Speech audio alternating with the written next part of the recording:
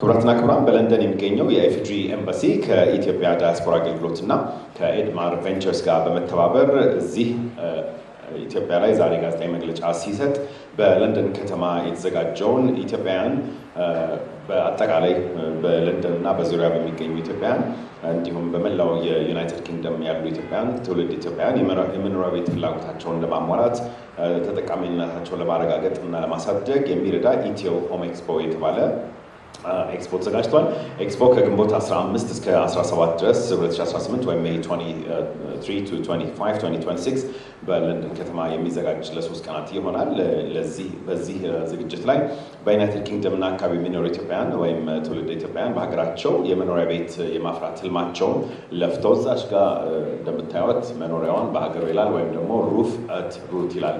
በመነሻችሁ ላይ ቤታችሁን ገንቡ የሚል ሀሳብ የያዘ እነዚህ ሰዎች ቤታቸውን በመነሻቸው ላይ ሲገነቡ በቂ መረጃ እንዲያገኙ እንዲሁም በእምነት ላይ የተመሰረተ ተጨባጭ የሆነ የለፉበት እድሜያቸውን ሙሉ የፈጁበትና ያዘጋጁትን ገንዘብ ሜዳ ላይ በማይበትኑበት ሁኔታ ብዙ ሰዎች ዲስአፖይንትድ ሲሆኑ ህይወታቸው ሲበጠበጥ አይተናልና ከዛ አንጻር በተጨባጭ እነዚህ ተቋማት ተባብረው በሚያዘጋጁት ኤክስፖ ላይ ታማኝ የሆኑ ቃላቸውን ደልቨር የሚያደርጉ ሪል ስቴቶችን ከገዢዎች ጋር የማገናኘት የማስተዋወቅ ስራ የሚሰራበት ይሆናል ማለት ነው። ይህ በጣም ትልቅ እድል ነው እያስባለሁ። ሁላችንም ቤት ሂውመን ራይት ከመሆኑ አንጻር ብዙ ለፍተናል። 20-30 ዓመት ስትራግል ያደረገን ሰዎች አለን። በተለያየ ደረጃ ብዙ ያዘንን፣ ብዙ ዲስአፖይንትድ የሆነን ህይወታችን የተዘበራረቀብን ሰዎች አለን። ወደፊትም ተስፋ የቆረጥን ሰዎች አለን። ግን ከዛ አንጻር ይህ ኤክስፖ ትልቅ አስተዋጽኦ ይኖረዋል፣ ብዙ ነገር ማድረግ ይችላል ብለን እናስባለን። እንዲሁም በቅርቡ የተቋቋመው የኢትዮጵያ የሪል ስቴት አልሚዎች ማህበር አለ። እሱም ይህንኑ ዓላማ ይዞ የተቋቋመ በጣም ትልቅ ተቋም ነውና በመተባበር ብዙ ነገር መስራት ስለሚቻል ዛሬ ሁሉ እዚህ ተገኝተው ለእናንተ ጥያቄዎቻችሁን ለመመለስ እና ይህንን ነገር በዝርዝር ለማስረዳት ተገናኝተናል። ስለዚህ ዝርዝር ጉዳዮችን ከአዘጋጆቹ እንዲሁም ከኃላፊዎቹ በቀጥታ የምትሰሙ ይሆናል። ከዛም በኋላ ከጋዜጠኞች የሚቀርቡ ጥያቄዎች እንዲሁም ከተለያዩ ባለሙያዎች እና የሴክተሩ ተዋናዮች ከሚቀርቡ ጥያቄዎች አንጻር መልስ ሰጥተን መጨረሻ ላይ የፊርማ ስነስርዓቱን በአዲስ ቻምበር እና በኤድማር መካከል አድርገን የምንጨርስ ይሆናል ማለት ነው። ስለዚህ በድጋሚ እንኳን ደህና መጣችሁ። በመቀጠል ክቡር አምባሳደር ፍጹም አረጋ የኢትዮጵያ ዳያስፖራ አገልግሎት ዋና ዳይሬክተር ወደ መድረኩ መጥተው መክፈቻ እንዲያደርጉ በአክብሮት ጋብዛለሁ። እባካችሁ በጭብጨባ ተቀበሉልኝ። አመሰግናለሁ። እንደምን አደራችሁ። በዛሬው ዕለት እንግዲህ እዚህ የተገናኘ ነው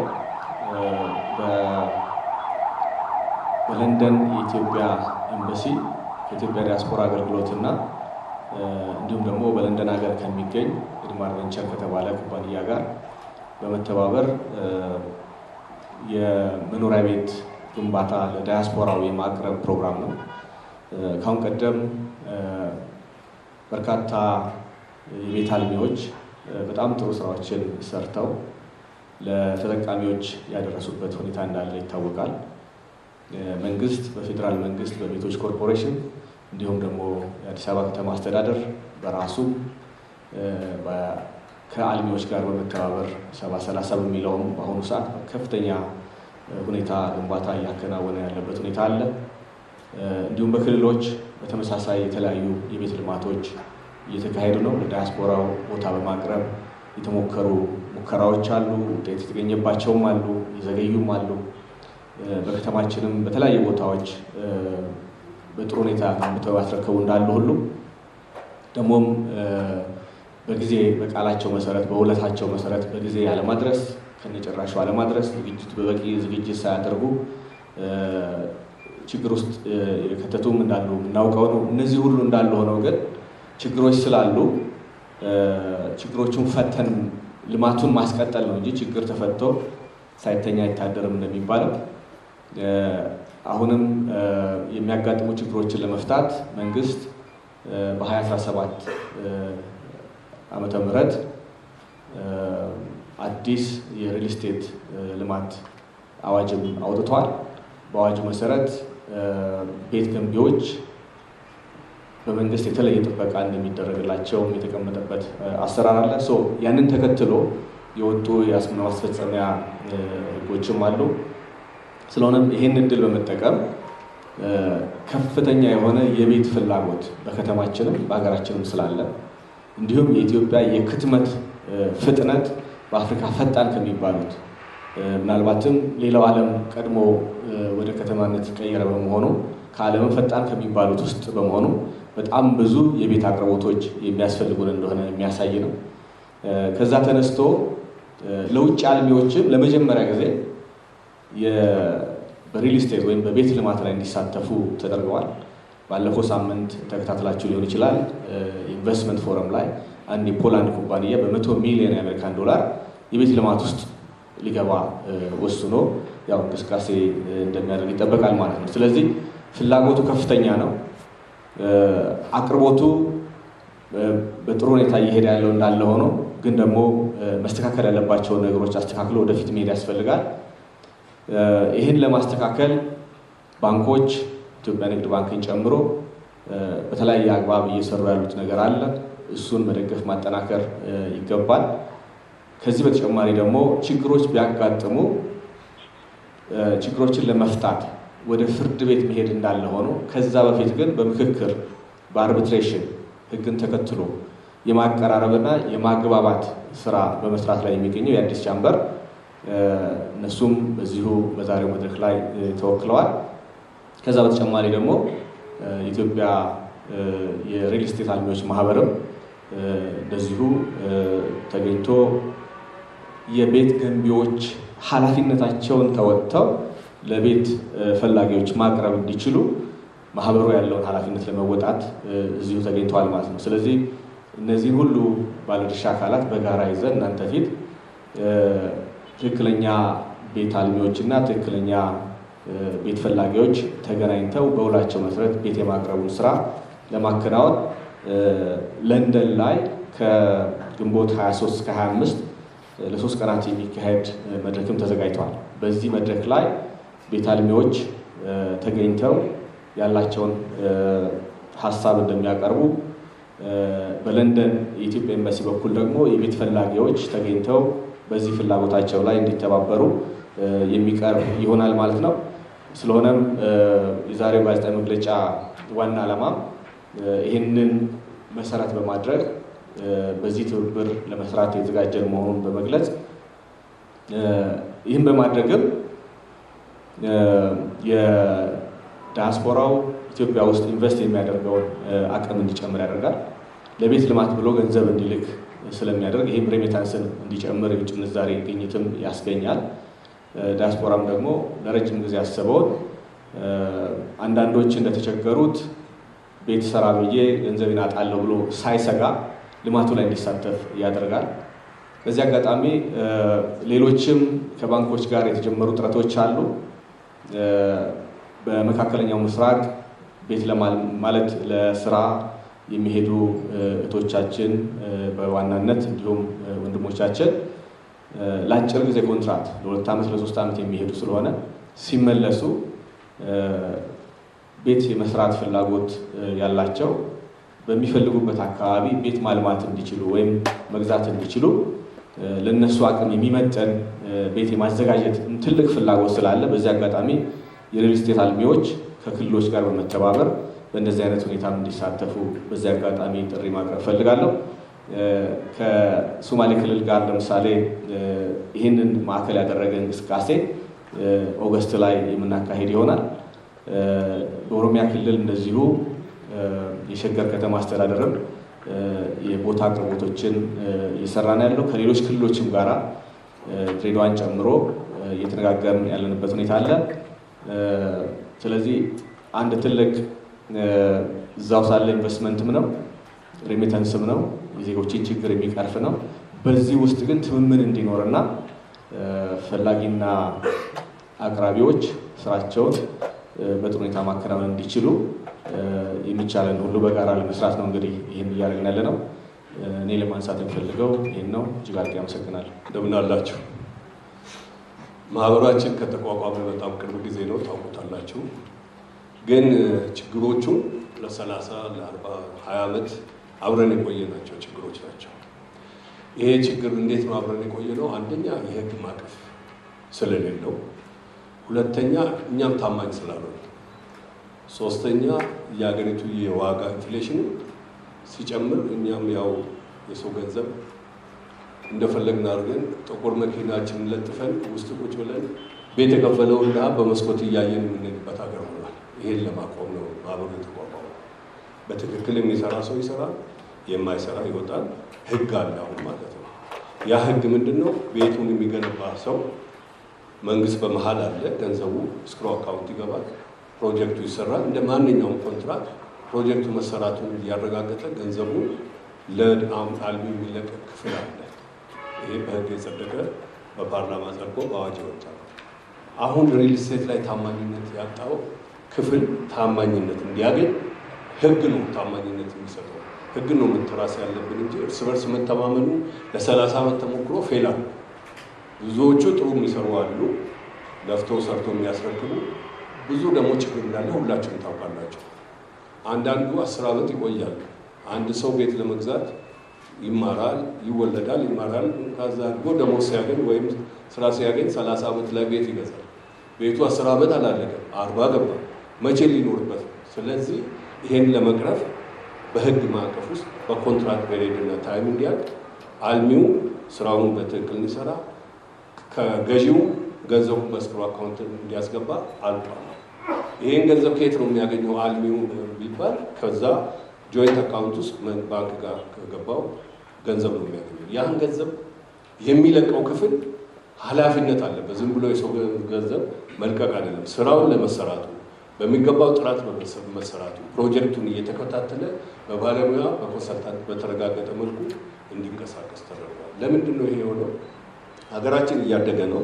አየሩ ኑሮ እንደምታወቅ ነው።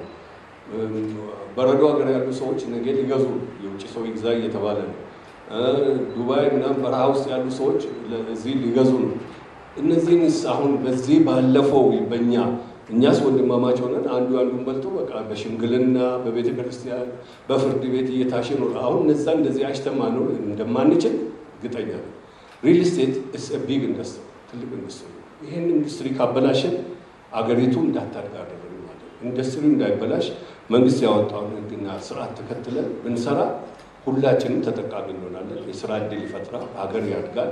ቤት ገዢው እፎይ ብሎ ቤቱን ገንዘቡን እዛ ያስቀምጥና በኮንትራት ጊዜው መጥቶ ቤቱን ይረከባል ማለት ነው። ያንን እምነት ማሳደግ የሚቻለው ደግሞ ህግና ስርዓትን በተከተለ መልኩ ነው። አንዱ ይሄ ነው። አንዱ ክቡር ጠቅላይ ሚኒስትሩ ያስቀመጡት 1,500,000 ቤት ይሰራል። ማን ነው የሚሰራው? ይሄ ዴቨሎፐር። ታማኝነት ከሌለ አገር ካላደገ ሁላችንም አናድግም። ስለዚህ ይሄንን ልማት ትተን በህግ ማዕቀፍ ሳናበጅለት 30 ዓመት ቆይቷል። እውነት ለመናገር ያሳዝናል። እና መንግስት ቀደም ብሎ መንቃት ነበረበት። ብዙ ጊዜ እየተጮኸ አሁን አዋጁ ጸድቋል። ከዚህ በኋላ የሚሰሩ ስራዎች ችግር አይፈጥሩም። ከዚህ በፊት የነበሩትስ ምን ይሆናሉ የሚል በአእምሯቸው ሊመላለስ ይችላል። እሱም ደግሞ ቻምበሩ የአዲስ አበባ ቻምበር በአርቢትሬሽን በአስቸኳይ እንዲፈታ። ምክንያቱም የፍርድ ቤታችን ሂደት ታውቁታላችሁ። ሲጓተት ሰዎቹ ይሞታል ቤቱ ሰዓት። ስለዚህ ቻምበር ኢንቮልቭ አድርጎ እስካሁን ተጀምሮ የቆሙ ቤቶች አመልካቹ ወይም ገዢው ወይም ገንቢው ችግር ካለበት ከሁለት አንዱ ለአርቢትሬሽን ያቀርባል።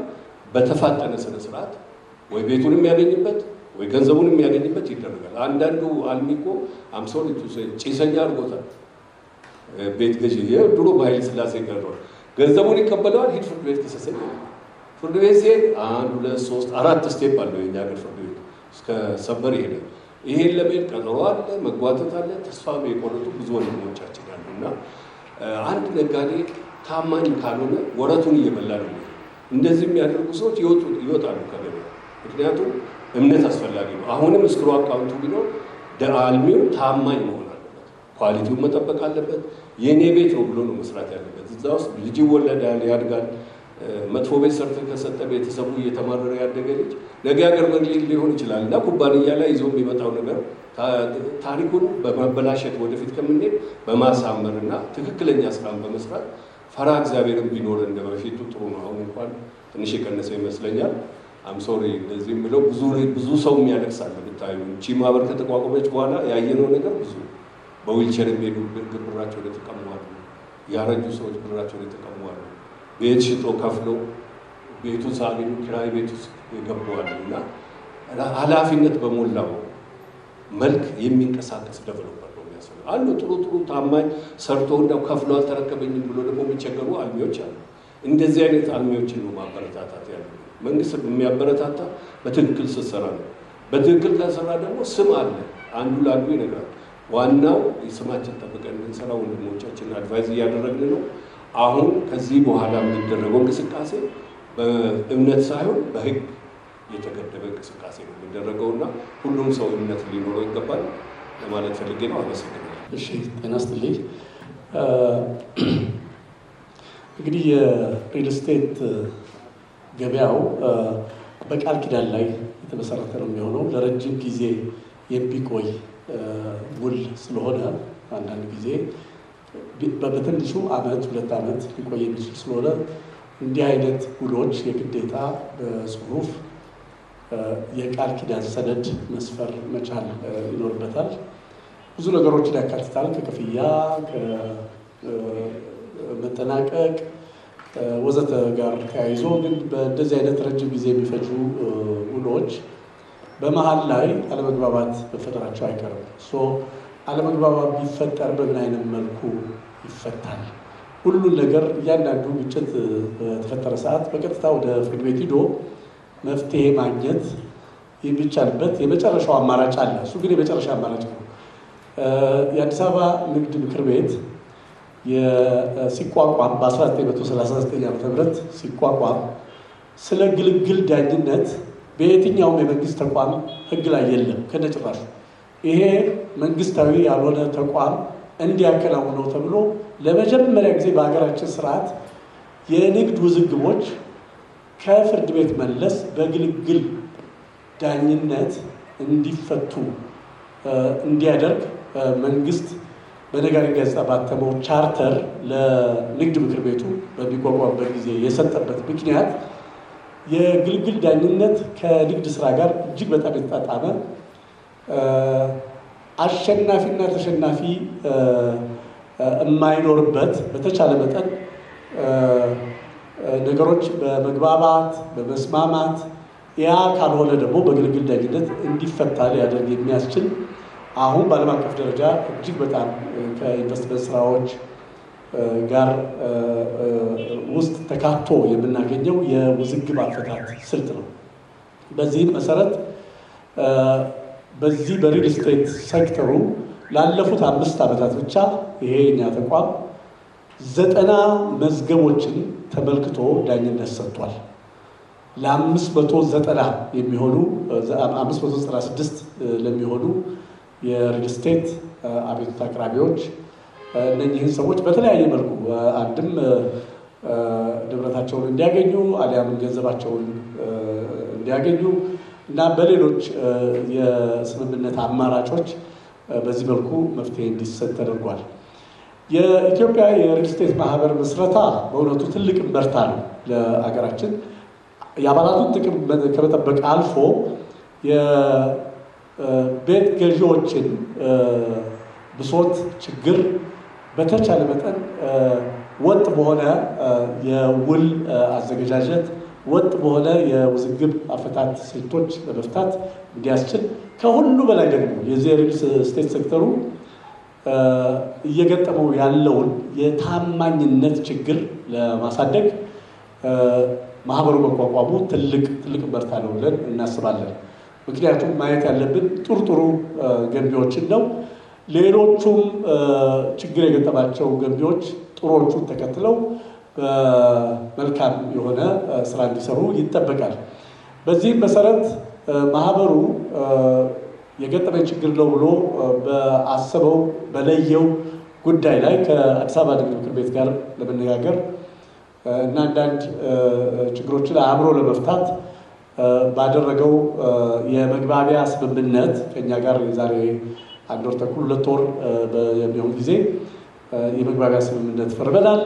መፈረም ብቻ አይደለም፣ በቀጥታ ወደ ተግባር የሚያስገባን የድርጊት መርሃ ግብሮች ተዘጋጅተው ቀርበዋል። እሱ ብቻም አይደለም፣ አቤቱታ ያላቸው በርካታ ቅሬታ አቅራቢዎች ለማህበሩ ያቀረቡትን ደረጃ በደረጃ ለመፍታት የሚያስችል ስራዎች እያከናወንን እንገኛለን። በዚህ መሰረት አሁን የኤድማር ቬንቸርስ ለንደን ላይ ለማዘጋጀት ያሰበው የዚህ ሆም ኤክስፖ ይሄ አሁን በአገር ውስጥ እያከናወንን ያለውን የትረስት ቢልዲንግ ስራ በተመሳሳይ ሁኔታ ውጭ ሀገር የሚገኘው የእኛ ማህበረሰብ ለሚያደርገው ግንኙነት ያው እንደማናችንም እዚህ ሀገር ውስጥ ያለውን ሁኔታ ስለሚሰማ በሚወስዳቸው እርምጃዎች ላይ ምን አይነት መተማመን ሊፈጥር የሚችል እንቅስቃሴ ማድረግ አለብን የሚለውን ከግምት ውስጥ ከተን አሁን በእንደዚህ አይነቱ ስነስርዓት መንግስት ከጀርባ ድጋፍ የሚሰጠውና የሚያበረታታው ነገር ስለሆነ የኛው ደግሞ በጣም ትልቅ ጠቀሜታ ይኖረዋል። የመንግስት ሳንክሽን ካለ እነኚህ በፕራይቬት ሴክተሩ የሚከናወኑ የትረስት ቢልዲንግ እርምጃዎችን ሁላችንም በሚጠበቅብን ደረጃ ልናከናውን እንችላለን። በመሆኑም እዛ ያለው ቤት ገዢ ገንዘቤን እከፍላለሁ፣ ውል እዋዋላለሁ፣ ነገር ግን ምንድነው ዋስትናዬ ችግር ቢገጥም እንዴት ነው እነኚህ እንሸጣለን ብለው የሚሉ ሰዎች ያው እንዳየነው እንደሰማነው አየር ላይ እንዴት ሲሸጥ የቆየበት ሁኔታ አለ። ኦፍኮርስ አንዳንድ ጊዜ መንግስትን የምንወቅስበት ሁኔታ አለ። እንደዚህ አይነት በአደባባይ የሚሰሩ ነገሮችን የሚፈቅድ ምንም አይነት ስርዓት የለም። የሚመለከተው ሬጉላቶሪ ቦዲ ዝም ብሎ ማየትም የሚቻልበት ሁኔታ የለም። በቤት ጉዳይ ብቻም አይደለም፣ በሌሎች ሸቀጦችም እንዲህ አይነት ሁኔታዎች ይፈጠራሉ እና አይ ቲንክ ከግሉ ሴክተር መንግስትም እነዚህ ነገሮች ሁላችንም ልንቆጣጠራቸው የሚገባ መሆን አለበት። እንዲሁ ዝም ብሎ ድርጊቱ ከተፈጸመ በኋላ እየየ ማለት ፋይዳ የሚኖረው አይደለም። በመሆኑም እዛ ውጭ ያለው የኛ ዜጋ በእውነት ለማልማት የሚችሉ የሪል ስቴት አክተሮች የተሰራ የተገነባ ሀብት ያላቸው ወይም ደግሞ ለመስራት አስፈላጊውን ቅድመ ዝግጅት ያከናወኑ ተቋማቶች መሆናቸውን ለማጣራትና በውሎቻቸው ላይ ችግር እንኳን ቢፈጠር ከመለያየት በፊት ያሉ የተለያዩ ውጤታማ የሆኑ አማራጮች ስላሉ በእነሱ አማራጮች እንዴት ተደርጎ የታሰበው የግዢ ሁኔታ ውጤታማ ሆኖ ሊሰራ ይችላል የሚለውን በሚገባ አድርገን ለመስራት ከኤድማር ቬንቸር ጋር በተለያዩ ነጥቦች አሁን እዚህ ሀገር ያለውን አልሚ በጣም በርከት ያሉ ክራይቴሪያዎች ተስማምተን አዘጋጅተን ይሄንንም በእኛ በኩል ለመስራት እና ይሄን የታቀደውን ኤክስፖ ውጤታማ እንዲሆን ለማድረግ እያሰብን ያለ ነው። በዚህ መሰረት አይ ቲንክ ሁሉም አካላት ተቀዳጅቶ ይሄንን ውጤታማ የመጀመሪያው አይነት በአይነቱ የመጀመሪያ ቢሆንም ውጤታማ ይሆናል የሚል ሀሳብ አለን። እንግዲህ ይሄ አንድ ሾኬዝ ሊሆን ይችላል። መንግስት፣ የግሉ ሴክተር እና መንግስታዊ ያልሆኑ ተቋማቶች አንድ ላይ ተቀዳጅተው ስራውን እየሰሩ ያሉበት ሁኔታ አይ ቲንክ ውጤታማ ይሆናል ብዬ አስባለሁ። አመሰግናለሁ።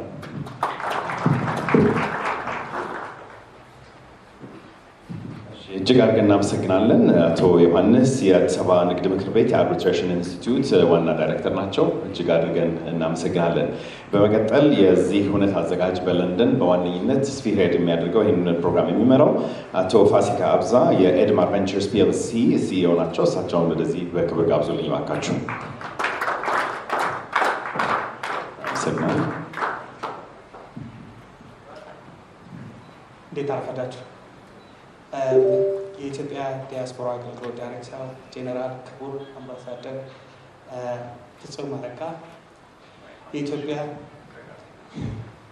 የኢትዮጵያ ሪል ስቴት አልሚዎች ማህበር ፕሬዚዳንት ክቡር አቶ አለማየሁ ከተማ፣ የአዲስ አበባ ንግድ ምክር ቤት ፕሬዚዳንት አቶ ዮሐንስ፣ ጥሪ የተደረገላችሁ የመገናኛ ብዙሃን፣ የሪል ስቴት አልሚዎች ማህበር እንኳን ደህና መጣችሁ። እንዴት አረፈዳችሁ? ፋሲካ እባላለሁኝ። የኤድማር ቬንቸር መስራች እና ዳይሬክተር ነኝ። ድርጅታችን ዓለም አቀፍ መድረኮችን የሚያዘጋጅና የሚያስተባበር ድርጅት ነው። ለንደን ላይ ቤዝ ያደረግነው፣ እዚህ አዲስ አበባ ላይ ቤዝ እናደርጋለን። ዓላማው አድርጎ የተመሰረተው ግሎባሊ የሚሰሩ ቢዝነሶችን ወደ ኢትዮጵያ ማርኬት ማምጣትና የኢትዮጵያን ቢዝነሶችን ወደ ግሎባል ማርኬት ማቅረብ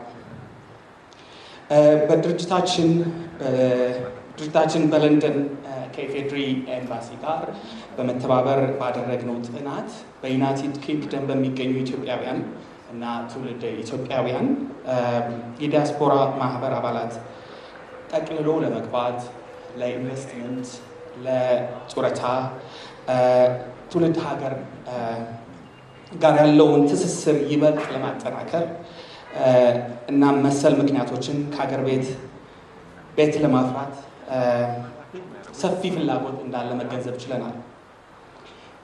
ለንደን ሆም ኤክስፖ 2026 ይህን ፍላጎት መሰረት በማድረግ ሁሉን አቀፍ በሆነ አቀራረብ ዲያስፖራ ማህበረሰቡን ጥቅም በሚያስጠብቅ ለሪል ስቴት አልሚ ድርጅቶች፣ ባንኮች፣ የፋይናንስ ተቋማት ምርት አገልግሎት በተመለከተ በቂ መረጃ ለመስጠት የሚያስችል ግባቶቻቸውን ከዲያስፖራው ማህበረሰብ ጋር ማስተዋወቅ የሚችሉበትን ኢቨንት ይዘንላችሁ ቀርበናል። ግንቦት 23 እስከ 25 ለ3 ቀናት የሚካሄደው ኤክስፖ ከ3000 በላይ የሚሆኑ የኢትዮጵያንና ትውልደ ኢትዮጵያን ዲያስፖራዎች ይገኛሉ ብለን እንገምታለን። ዝግጅቱም በኤድማር ቬንቸር፣ በኢትዮጵያን ኤምባሲ በለንደን፣ ቻምበር ኦፍ ኮሜርስ፣ የዲያስፖራ ኮሚሽን ኦፊስ እናም በአዲስ ቻምበር ኦፍ ኮሜርስ ትብብር የሚዘጋጅ ነው የሚሆነው። በመሆኑም ተሳታፊዎች በተሳካ ሁኔታ ኤክስፖ መሳተፍ እንዲችሉ አስፈላጊ ቅድመ ዝግጅቶችን ጨርሰን እየጠበቅናችሁ ያለን። ሪል ስቴት አልሚዎች፣ ባንኮች፣ የፋይናንስ ተቋማት በዚህ አይነቱ ልዩ በሆነ ቀጣይነት ባለው መድረክ መሳተፍ ምርታቻችሁን አገልግሎታችሁን እንድታስተዋውቁ እንጋብዛችኋለን። ለንደን ሆም ኤክስፖ 26 በተመለከተ ለሚኖራችሁ ማንኛውም ጥያቄዎች ለማስተናገድ ዝግጁ በመሆናችን ከዛሬ በኋላ በምታገኟቸው ስልክ ቁጥሮችና ኢሜይሎች ኮንታክት ታደረጉን እንጠይቃለን። አመሰግናለሁ። ብዙ ስለተባለ ብዙ ማለት ስላልፈለኩኝ ባጭሩ ልናገር ብዬ ነው። ታንኪዩ